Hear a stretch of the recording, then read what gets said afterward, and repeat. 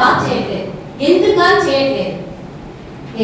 మేము బీజేపీ వాళ్ళం అని చెప్పేసి చేయట్లేదా? కేవలం మాది అధికారం ఉంది ఇక్కడ అని చెప్పేసి వైఎస్ఆర్కి అని చెప్పి చేయట్లేదా? ఎందువల్ల చేయట్లేదు అని మాకు కొంచెం వివరణ కావాలి అధ్యక్ష.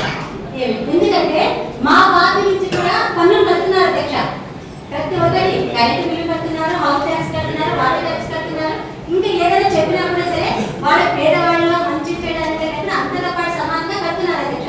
మరి అందరితో పాటు సమానంగా కడుతున్నప్పుడు ఈ మున్సిపాలిటీలో 42 వార్డులు ఉన్నప్పుడు మరి మా బీజేపీ వార్డు ఏ పాపం చేస్తాయి ఇక్కడ? అన్నిటితో పాటు సమానంగా ఉండాలి కదా ఇక్కడ. మరి ఎందుకు కావట్లేదు మా పనులు?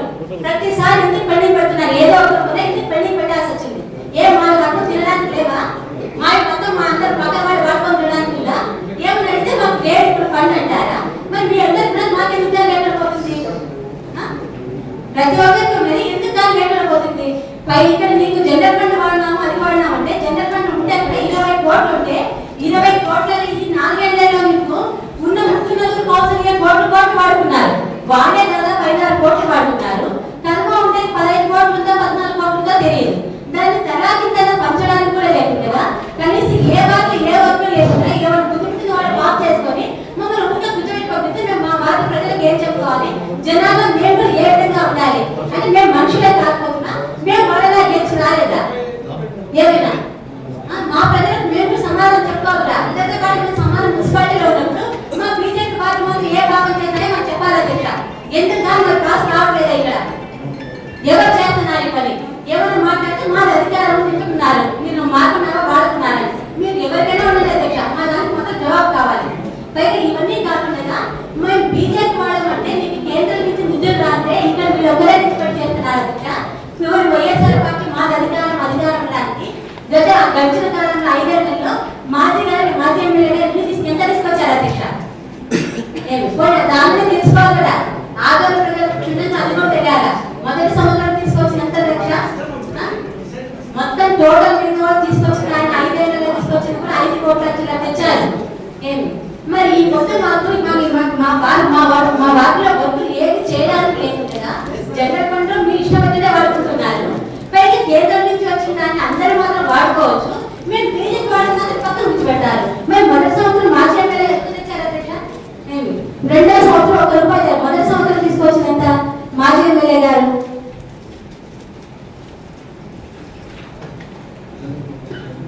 అధ్యక్ష మొదటి సంవత్సరం వైఎస్ఆర్ పార్టీ అధికారంలో ఉండగా తీసుకొచ్చినది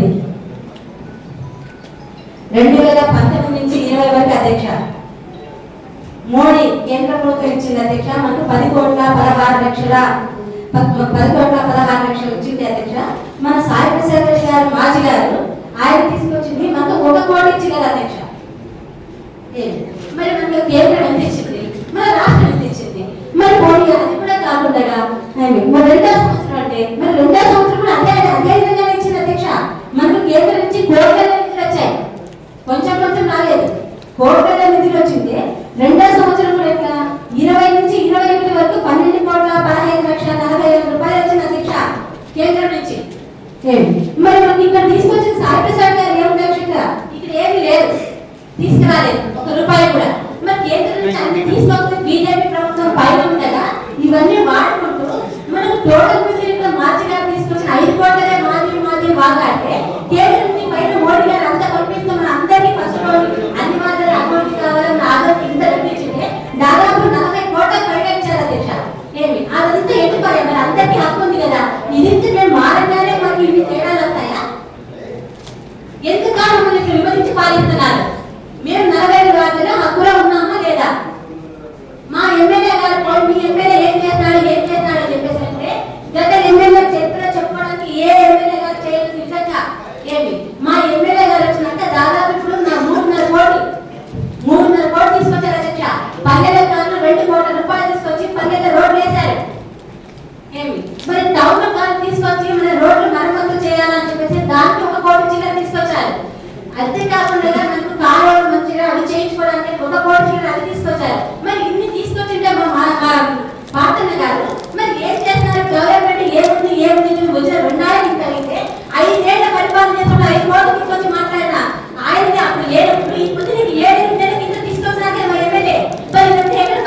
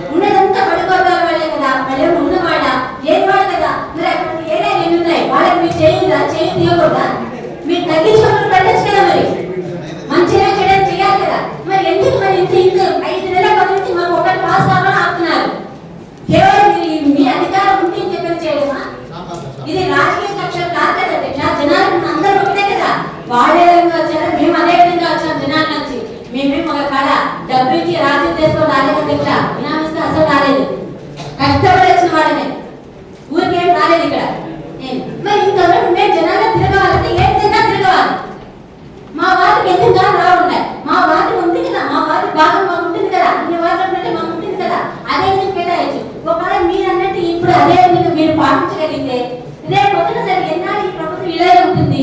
నెక్స్ట్ ఇప్పుడు ఉన్నదైతే పైన బీజేపీనే కదా, మరి బీజేపీ ప్రభుత్వం కూటమిలో ఉన్నప్పుడు మరి రేపు పొద్దున మా ఎమ్మెల్యే గారు తీసుకుంటే ఆ పొద్దు అందరికి పెట్టారు అధ్యక్ష. ఈ కౌన్సిలర్ నుంచి మానుకోవాలా, ప్రజల నుంచి చేయాలా? చెప్పండి అధ్యక్ష, దీనికి ఎవరు చెప్పండి. ఆ మాట అన్నవాడు మనం చేయకున్నాక న్యాయము చెప్పాలి కదా. మరి ఇప్పుడు అడుగుతున్నాను కదా మీరు కూడా చెప్తున్నాను. ఎవరో మళ్ళీ చెప్పండి, చెప్తాను. అధ్యక్షుడు మా వాళ్ళ మరి ఆ సీట్ ఆ పేరు రాలేదు కదా, ఆ పేరు ఇయ్యాక ఆ పేరు లేదు అంటుంది.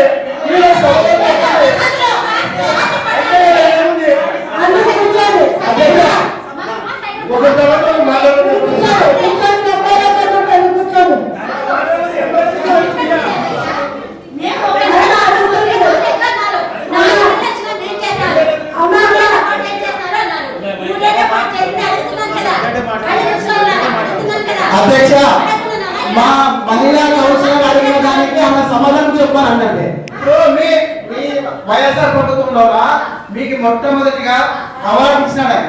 మా వైఎస్ఆర్ ప్రభుత్వంలో మీకు బాగా జరిగింది, మా ప్రభుత్వంలో బాగాలేదు. మరి ఈ రోజు ఎందుకు ఆ క్వశ్చన్ వేస్తున్నారు మీరు? మరి ఎందుకు వేస్తున్నారు క్వశ్చన్ చెప్పండి. బాగా ఇచ్చినాక